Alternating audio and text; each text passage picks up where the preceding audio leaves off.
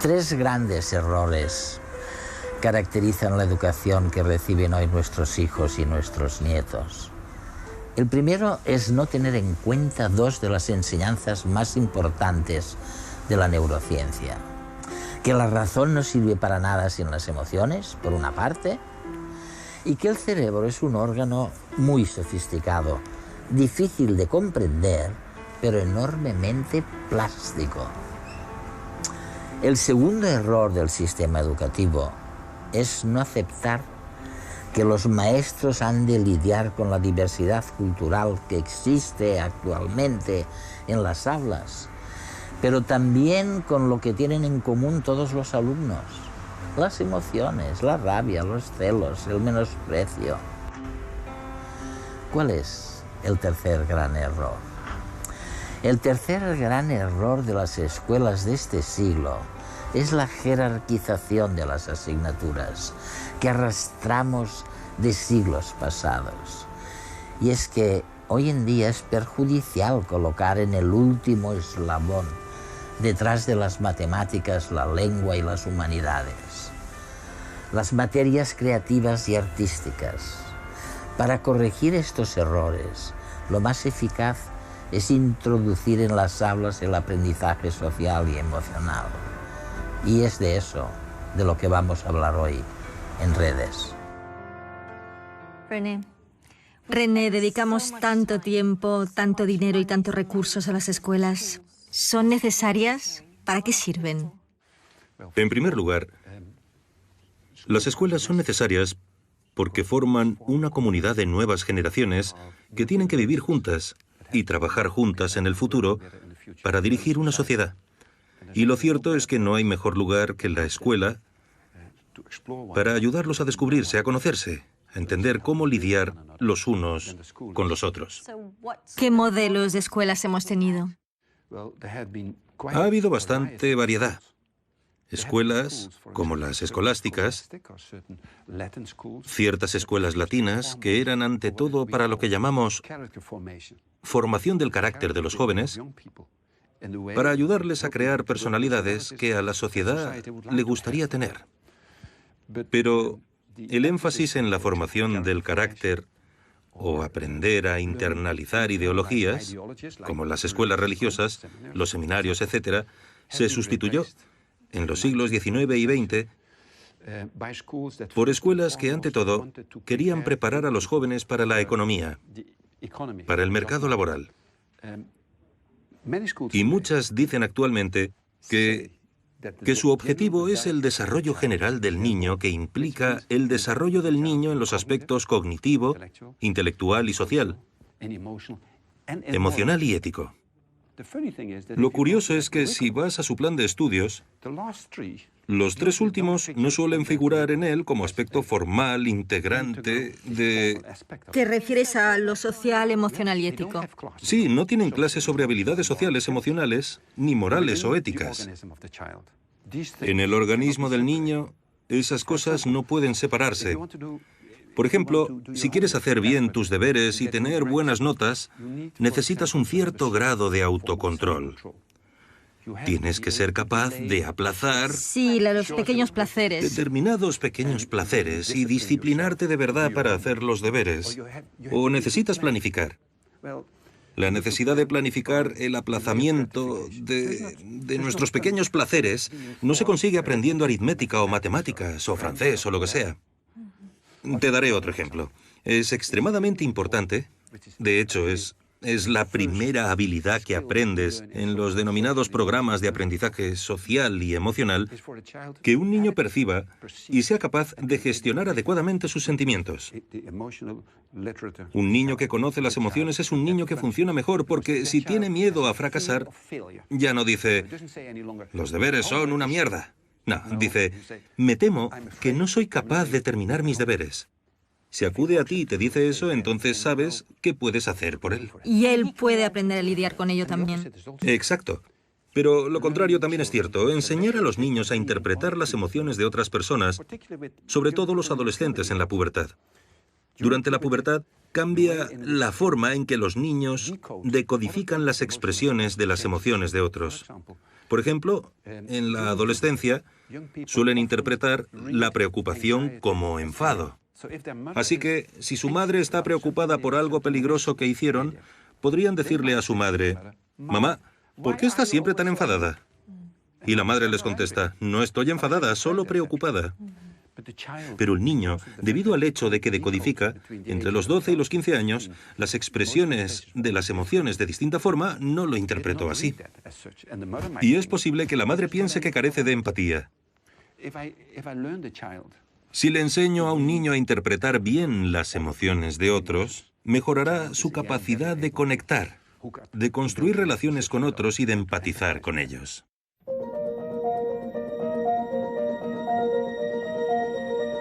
¿Qué es la inteligencia emocional? ¿Se trata de uno más de nuestros distintos tipos de inteligencia, como la espacial o la verbal? La respuesta es no. Ni tenemos un módulo de nuestra inteligencia dedicado a las emociones, ni se trata de una de las famosas inteligencias múltiples que describió Howard Gardner en los años 80 del siglo pasado. Según la teoría de Gardner, que no ha sido avalada universalmente por la comunidad científica, existen tantas formas de aprender como tipos de inteligencia múltiples básicas: visual espacial, verbal, cenestésica, lógico-matemática, musical, etc. En cambio, hablar de inteligencia emocional implica hablar del funcionamiento de todo nuestro cerebro, con el aval de los enormes avances de la neurociencia de las últimas décadas. Estos descubrimientos nos han permitido sacar a las emociones del rincón profundo y marginado donde se hallaban. Durante siglos, la ciencia no las consideró objeto de estudio y la sociedad las menospreciaba a la hora de tomar decisiones o de emitir un razonamiento. Ahora sabemos que la emoción interfiere con la razón y la razón modifica la emoción. No se pueden separar. Otro descubrimiento capital para poder hablar de inteligencia y de educación emocional es la plasticidad del cerebro. Las experiencias, los pensamientos, los sentimientos, todo está continuamente modificando las conexiones entre las neuronas. Desde el nacimiento hasta la vejez, podemos aprender y desaprender. Incluso nuestras emociones son moldeables. Por lo tanto, la inteligencia emocional no es más que la asunción de que nuestra inteligencia es emocional y de que podemos educarla con las prácticas adecuadas. René, ¿es fácil comprender las emociones? Sí y no. Hasta cierto punto son fáciles de entender porque sabemos cuando una persona o nosotros mismos disfrutamos o estamos nerviosos o tristes o celosos o lo que sea. Por otra parte, también son siempre complejas porque casi siempre tenemos emociones mezcladas, varias emociones a la vez, varias. Pero algunas las expresamos más fácilmente hacia otros que hacia nosotros mismos. Por ejemplo, la mayoría de la gente no tiene demasiados problemas para decir «estoy muy enfadado contigo». Pero podría ser, si lo analizas un poco más, que no se trate solo de enfado, sino de la ansiedad que surge en muchas relaciones. Una chica y un chico discuten. Ella se enfada. Y si le preguntas «¿Cómo te sientes?», contesta «estoy muy enfadada contigo», pero al mismo tiempo es posible que esté muy preocupada. Porque la relación no va bien. Sí, exacto. O por si él la deja o lo que sea. Así que es muy importante, si estás en una situación concreta con emociones que realmente te agobian, aclarar qué emociones intervienen. Por eso es importante aprender a comprenderlas, a ponerles nombre. ¿Cómo podemos hacerlo? Por ejemplo, me cuentas que eres muy infeliz. Infeliz. Sí, pero ¿qué narices significa infeliz? Y lo que hago es decirte, dime, Elsa, ¿qué quieres decir con infeliz? ¿Estás triste? ¿Estás avergonzada? ¿Te sientes culpable? ¿Celosa? ¿Cuál de ellas? Y entonces tienes que pensarlo. Y es probable que en un determinado momento digas, «Sabes, estoy muy avergonzada. Ahora puedo hablar contigo y tú conmigo, porque puedo preguntarte, ¿quieres contarme de qué te avergüenzas?».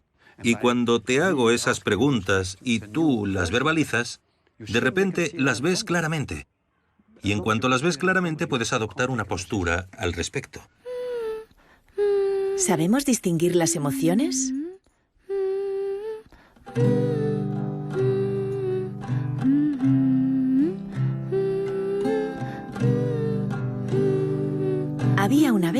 un monstruo que no sabía lo que sentía. A veces sentía rabia y miedo, o rabia y tristeza, o calma y alegría, o calma y tristeza, o todo a la vez. Se sentía hecho un lío, hasta que aprendió a distinguir que cada hilo tenía un color y que cada color pertenecía a una emoción diferente. Así, si podía separarlas, era capaz de ponerle un nombre a cada cosa y cada cosa en su sitio, y saber, por tanto, qué es lo que sentía en cada momento. Hasta que un día se encontró con una niña que no había visto nunca y sintió una emoción de la que todavía no había oído hablar. Pero esa es otra historia.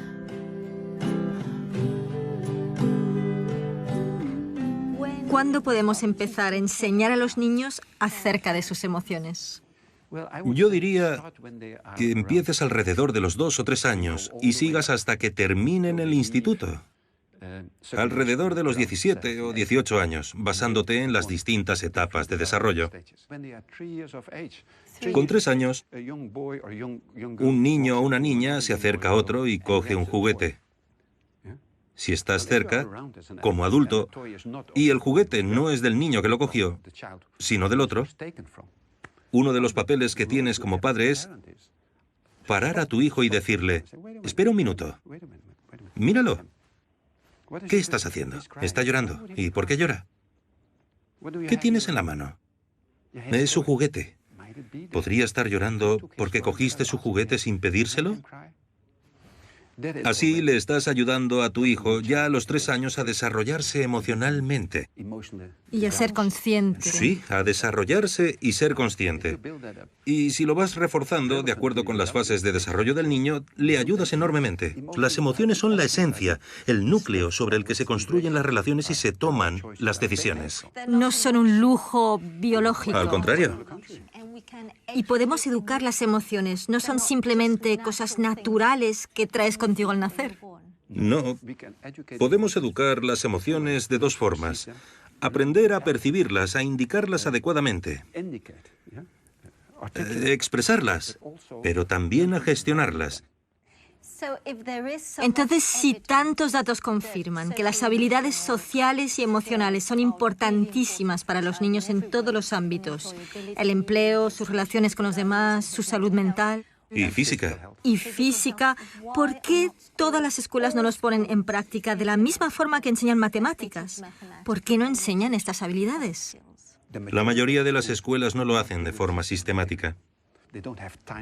No tienen tiempo, ni apoyo, ni financiación.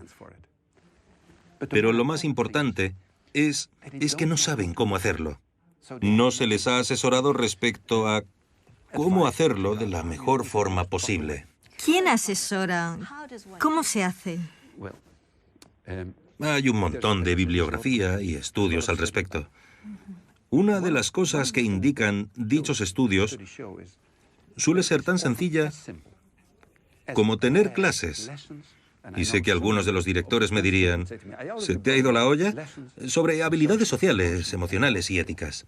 Clases como las de matemáticas, lengua, etc. Cada semana les enseñas determinadas cosas. ¿Durante cuánto tiempo? Depende un poco de tus metas, pero yo diría que al menos 1 hora a la semana. ¿Cuáles son esas habilidades? Ya hablamos de eso un poco. Una es aprender a percibir y gestionar tus propias emociones. Sí. Esa es una importante. La segunda es cómo construir y mantener relaciones. La tercera es cómo tomar decisiones responsables y éticas. Y la cuarta es tal vez la más importante. Es cómo ponerse en lugar del otro, preocuparte por los demás, que se encuentran en situaciones menos favorables que tú, como el acosado de tu clase u otra gente que te rodea. René, ¿por qué es eso importante? Si algunos padres creen que lo verdaderamente importante es enseñar a sus hijos a ser competitivos y a ganar. Sí, sí. Temen que si le enseñas a un niño a ser justo y compasivo con otros, va a ser vulnerable, más vulnerable, y tal vez tendrá menos éxito. No estoy de acuerdo. Muchos padres valoran muchísimo que sus hijos sean defensores o partidarios de esos valores sociales que acabamos de mencionar. Pero de hecho tenemos una sociedad en la que se paga mucho mejor a los banqueros que a quienes ayudan a otros. que forma a las personas para... No. Mira, te pondré un ejemplo de una experiencia reciente. Hace unos 2 años visité a Derek Bock, antiguo rector de Harvard. Una noche tuvimos una cena muy agradable. A la mañana siguiente proseguimos nuestra reunión. Cuando nos encontramos, estaba muy estresado y casi deprimido. Le pregunté, Derek, ¿qué ha ocurrido? Y me dijo, lo que ocurre es que anoche estaba viendo la tele y estaban poniendo una comisión de investigación del Senado. Y estaba allí Blankfein, el consejero delegado de Goldman Sachs.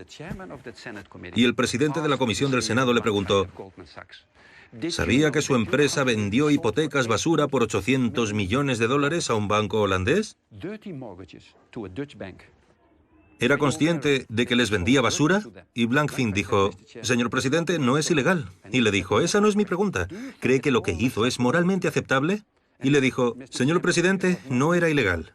Entonces el presidente cogió 2 correos electrónicos y dijo, uno de sus propios trabajadores le escribió a otro que usted los había felicitado por vender esas hipotecas basura. Y Derek Bock, el antiguo rector de Harvard, dijo, lo que me entristece tanto es que cuando Blankfein se enfadó, comentó que se había licenciado en la Facultad de Derecho de Harvard. En Harvard hicimos algo mal. Si personas así son el producto de nuestra educación, creo que eso lo dice todo. ¿Se puede tener éxito y tener habilidades sociales y emocionales? Hacer la pregunta es responderla. No tengo que dar la respuesta, claro. Nuestro sistema de enseñanza imparte competencias trasnochadas y este hecho participa de la enorme tasa de paro que viven hoy los más jóvenes. Por eso no nos queda otra opción que defender programas que incorporen el aprendizaje de habilidades sociales y emocionales. Ahora sabemos que cada euro invertido en estos tipos de programas se recupera triplicado aproximadamente. Se trata de una buenísima inversión, sobre todo para la sociedad, porque su aplicación conlleva menos conductas delictivas, menos alteraciones en las clases y, lo que es más importante, un rendimiento académico mayor. ¿Podrías hacerme un perfil de un niño sin las habilidades y de uno con las habilidades sociales y emocionales? La cuarta habilidad que no mencionamos de forma demasiado exhaustiva es que enseñas a los niños a enfrentarse de forma ética y eficaz a los conflictos. Es una habilidad muy importante. A los conflictos con sus iguales, con adultos, con futuros clientes. Pero hay algunos conflictos con otras personas que no pueden resolverse. Así que tenemos que aprender a aceptar que disentimos y que nunca uniremos fuerzas. Los niños que no han asistido a un programa de estos normalmente no saben enfrentarse a eso. ¿No saben distinguir entre conflictos que pueden solucionarse Sí. y los que no pueden? Y cuando un conflicto simplemente está ahí, el enfado, la frustración, la agresividad, etc., siguen formando parte del repertorio de comportamientos de esos niños, lo que es triste. Para los niños y para la gente que los rodea. Los niños que han asistido a esos programas aprenden a distinguir entre lo que puede resolverse o lo que no. Cuándo puedes hacer algo y cuándo no puedes. Lo que es tremendamente importante.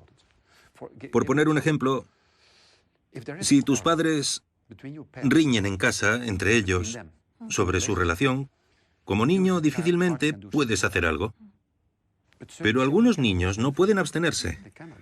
No pueden porque no han aprendido a distinguir entre ambos. Así que toman partido. Y la cosa empeora.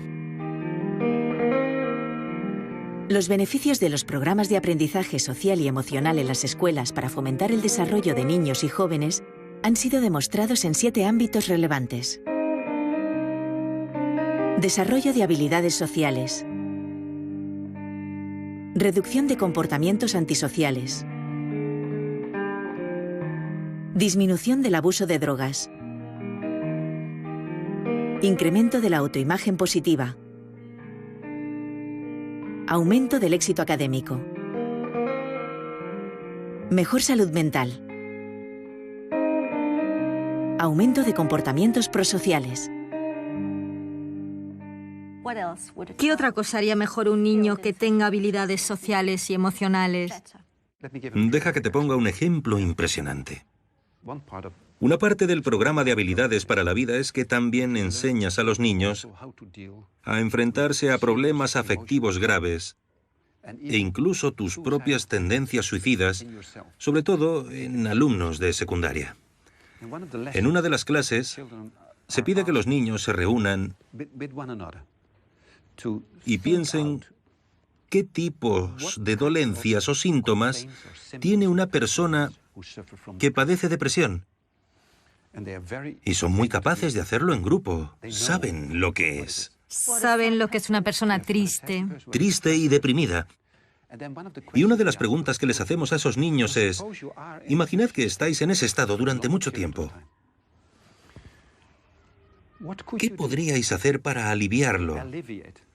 ¿Para salir de él? ¿O qué podrías hacer para ayudar a uno de vuestros compañeros a salir de ese estado triste o depresivo? Y con otros piensan todo tipo de formas de hacerlo. Sí. Evaluamos los efectos de esa intervención sobre, por ejemplo, la frecuencia de pensamientos suicidas, de acabar con tu vida, o intentos de suicidio. Y mostraron que aquellos niños que asistieron a los programas, incluso un año tras la conclusión del programa, padecían menos problemas depresivos o pensamientos suicidas y tenían conductas suicidas con menos frecuencia.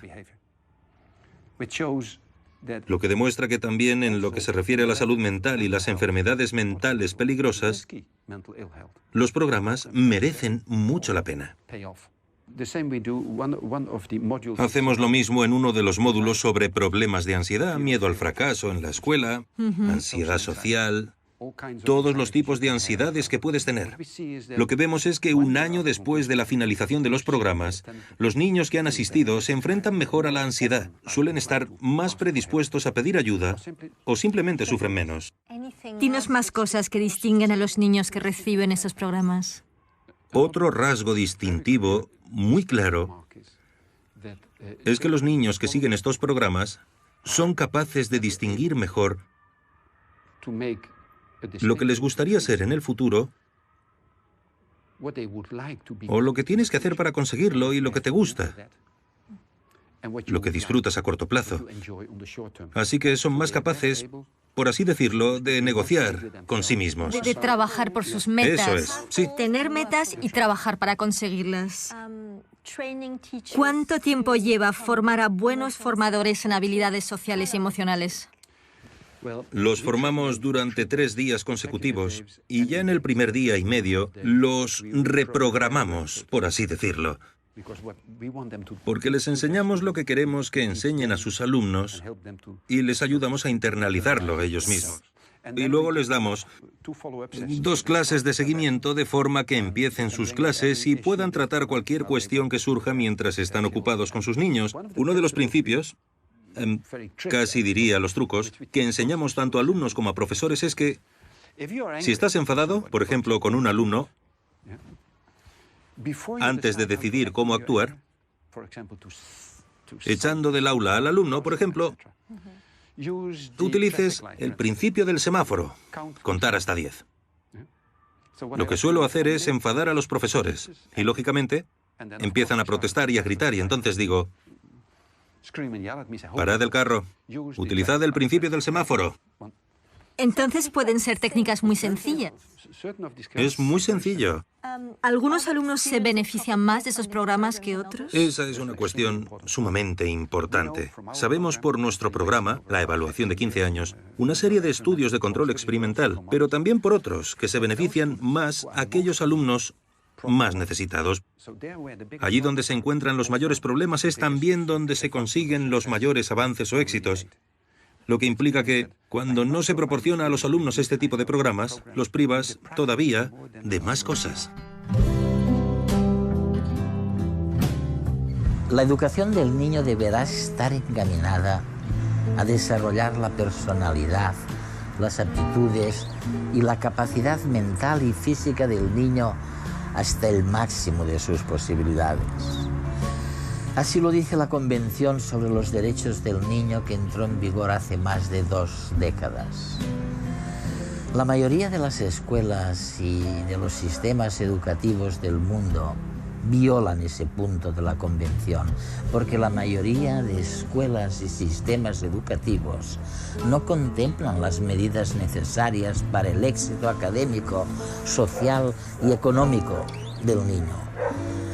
No se puede optimizar su desarrollo global si no se enseña al niño, entre otras cosas, a focalizar la atención, a distinguir y gestionar sus emociones, a trabajar en equipo, de manera no competitiva necesariamente.